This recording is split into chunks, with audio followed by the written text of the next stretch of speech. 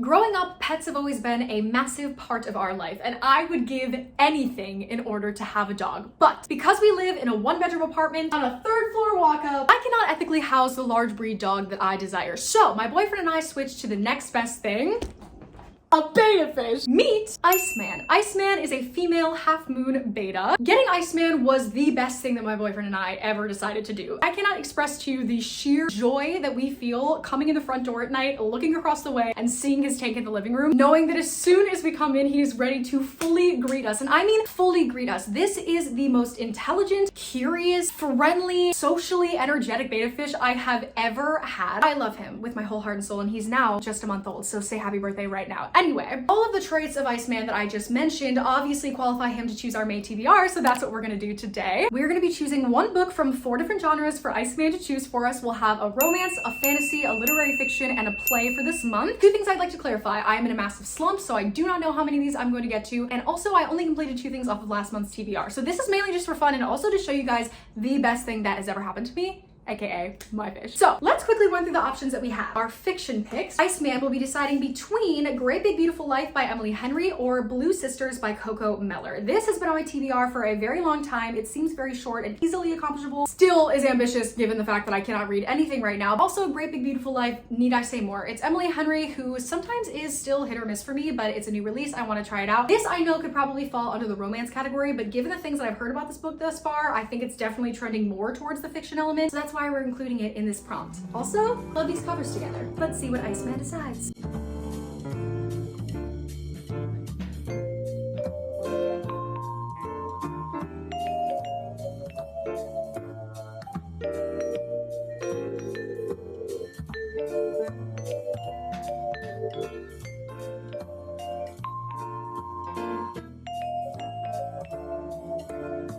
Moving on to our romance pick, I just went to the Rip Bodice yesterday with a friend of mine and I got 3 new romances. I think the thing that is going to cure my slump, so help me God, is reading silly, fun, stupid, unserious romances. I need my FMCs to stop being in the trenches. They cannot go through grief. They cannot go through the death of a loved one. They cannot go through depression, anxiety. I've had enough. All those books were great. That is nothing against those books, but I have just read so many back to back that I need something. I need them in college. I need the worst thing to happen to these characters to be that they got a B+ on tests. So upon a recommendation from one of the lovely staff members, I was like, hey, I walk past a firehouse on my way to work every single day. I need you to hook me up with some sort of firefighter romance. She gave me The Friend Zone by Abby Jimenez. I can't see anything on the back that explicitly states that, so he probably just happens to be a firefighter. A lot of the other books that she was gonna recommend, they did happen to be out of, so that's fine. The thing that mainly sold me about this in her description was that this is the maid of honor falls in love with the best man. And that just sounds so fun. We're going to a wedding later this month for my boyfriend's like best friends from high school. So many people around us are engaged and also prepping for their weddings. This just sounds very fitting and also like a very fun trope. I know Abby Jimenez has heartfelt plots to her books where the characters deal with very real things. Oddly enough, this sounds really good to me and I want to read it, but yet I am a little bit worried that it's gonna be too hard-hitting and I should probably just pick something a little less serious, even though I am actually like very excited to get to this soon. The other 2 things I'm deciding between are The Deal by Elle Kennedy. I will be milking the fact that I distantly sort of know the guy that just got cast as John Logan in the Off-Campus series for Amazon, so I figured I'd have to pick up this series for the first time to actually understand the lore. I've never read a book by Elle Kennedy ever, but this is giving college hockey, stupid, unserious romance that I need. Also,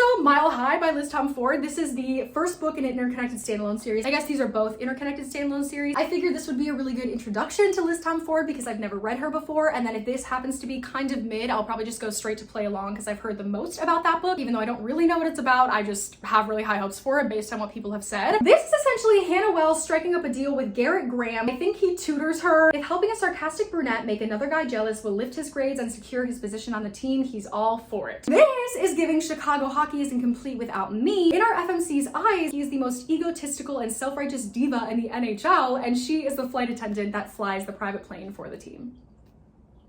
Awesome! These are the 2 picks for romance. Let's see what ICEMAN decides.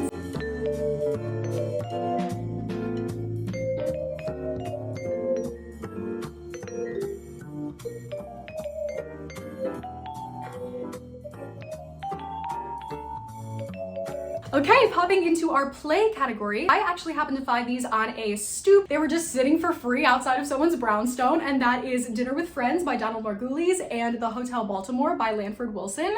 They were free. This one felt very fitting because we were going to a play club later that night where we read Sight Unseen by this playwright. So I was like, this is fate. I also have to have this one. And then I read on the back that this is the winner of the 2000 Pulitzer Prize. And my boyfriend said there's also like a million Tonys associated with this as well. Either of these sound like a really good option, but I'm low-key hoping that she chooses this one. We're connected though. I feel like she's gonna know that about me and she's gonna choose it. We'll see. I swear sometimes when my boyfriend and I are watching movies at night on the couch, she will angle herself in the tank towards the TV and I swear that she was watching it with us. Also, literally just today she was on her bridge, which she never is. We did do a water change the other day, a full tank change. So I also moved some of the things around because I know it's like really good for them to be very stimulated in their environment and exploring new things. So I did move the position of some things around. This is her first full tank change other than when we introduced her to the tank the very first time. So she's been adjusting the past couple of days, but literally earlier she was sitting on top of the bridge and I told my boyfriend, I was like, Tyler, look, she's on the bridge right now. She's just sitting on there. And I swear to you that this fish can feel the vibration of our voices in the water. I don't know if it's a true scientific thing or not, but I swear to you, as soon as I told him to look at the tank, she moved. And she came and swam right up next to the glass. Like, I swear to you, this fish knows us and loves us. I shouldn't be this excited about a betta fish, but I am, and I can't wait to have her choose the reads for this month.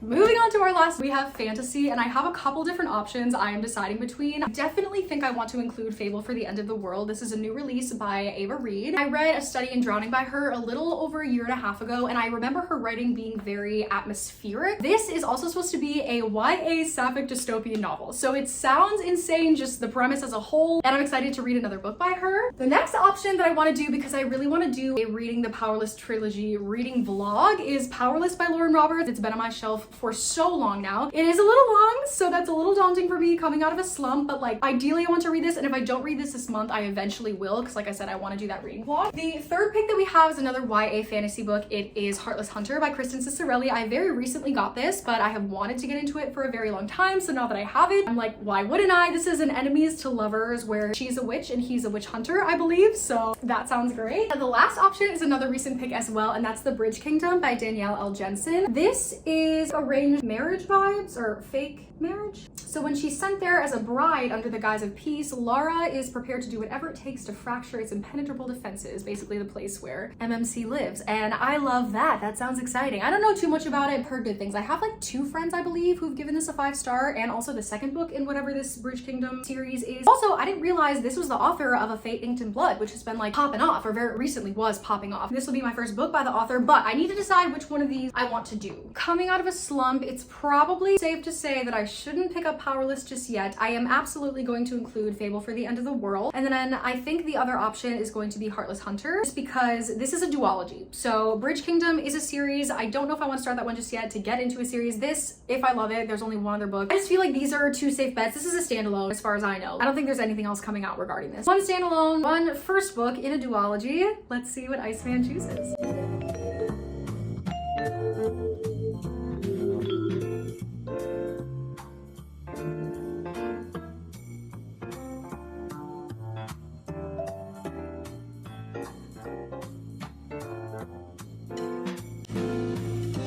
Okay, the fish has spoken. I also just watched back most of those clips and realized that my hair was in front of the first 2 picks, but I really like the options. I don't want to make him do it again, so I am just going to stick with what we got the first time around. I'm so sorry that it was kind of hard to see. When I do this in the future, I will know to put my hair out of my face and also check the frame of what's filming. I decided to go with both plays too because he was kind of indecisive. I feel like I caught him when he was already towards one side of the tank. Plus, he swam to one and then swam back to the other, so I'm just gonna do both of these. Plays are so small, so we'll do both of those.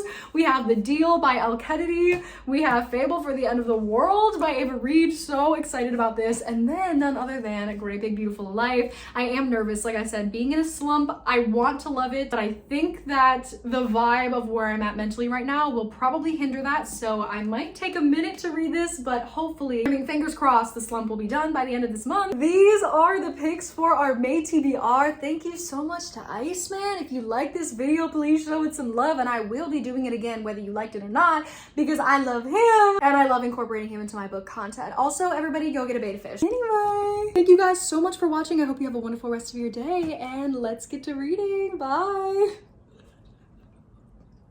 He is so precious.